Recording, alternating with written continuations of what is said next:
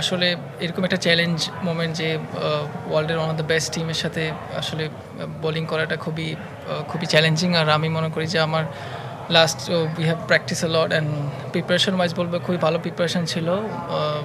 অনেক দিন পেয়েছিলাম প্র্যাকটিস করার এবং আমার মনে হয় বলাররা খুবই ভালো প্র্যাকটিস করেছে এবং ম্যাচে আপনি তা দেখতে পারতেছেন। ওভারঅল তারা খুবই সাপোর্ট করেছে, স্পেশালি তাসকিন অ্যান্ড ইবাদত, তারা খুবই ভালো বোলিং করেছে।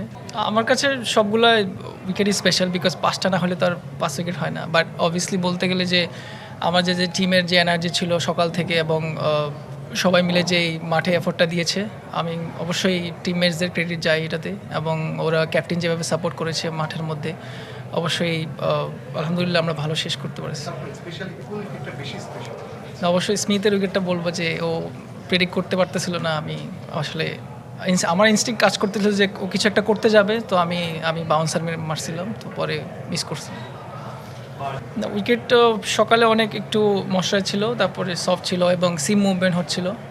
তো আমরা যেটা প্ল্যান করেছিলাম যে আমরা খুবই ডিসিপ্লিন বোলিং করব, পার্টনারশিপ বোলিং করব, এবং সেটাই হয়েছে। এবং ইবাদত তাসকিন ওরা এক পাশ থেকে খুব ভালো বোলিং করেছে এবং প্রেশারটা আলটিমেটলি আমরা বিল্ড করতে পারছিলাম এবং ভালো শেষটা ভালো হয়েছে। এবং এখন ব্যাটসম্যানদের যদি বলি যে আমরা খুবই ভালো স্টার্ট করেছি, আনফর্চুনেটলি সাদমান ভাই শেষ করতে পারেনি। বাট এখন যে পার্টনারশিপ হচ্ছে আলহামদুলিল্লাহ এটা ক্যারি করতে পারলে বড় একটা ইনিংস আমরা খেলতে পারবো।